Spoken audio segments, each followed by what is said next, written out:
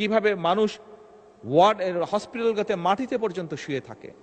বিরোধী দলের নেতার জানার জন্য বলছি, আমার কাছে একটি স্ট্যাটিস্টিক্স আছে, এটি সবার জানার জন্য বলছি।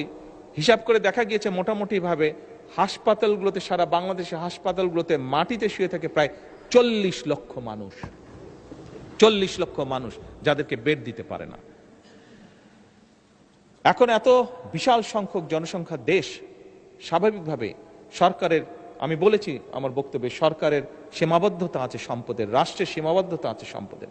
সেজন্য আমরা উদ্যোগ গ্রহণ করেছি, আমরা মানুষকে বোঝাবো, মানুষকে অ্যাওয়্যার করব যে কি থেকে কি অসুখ, কাজ থেকে বিরত থাকলে, খাবার দাবার লাইফস্টাইল ফলো করলে অসুখ থেকে, অসুস্থ থেকে বিরত থাকা যায়, বেঁচে থাকা যায়, নিজে সুস্থ থাকা যায়। এবং সেই জন্যই মাননীয় স্পিকার, আমরা prevention is better then cure এই পলিসি আমরা বাস্তবায়ন করতে চাইছি।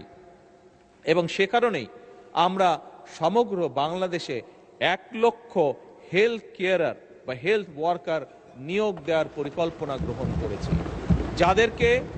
যারা গ্রামে গ্রামে ঘরে ঘরে যাবে, আমাদের মায়েদেরকে বোঝাবে, বোনেদেরকে বোঝাবে। কারণ মা বোনেরাই পরিবারের স্বাস্থ্য, খাবার দাবার, হাইজিন সবকিছু কম বেশি খেয়াল রাখেন।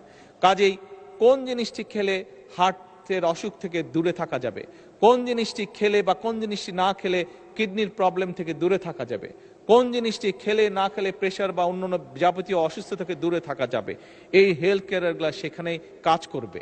এবং আমরা আশা করি ধীরে ধীরে জনগণ এটির সুফলটি পাবে।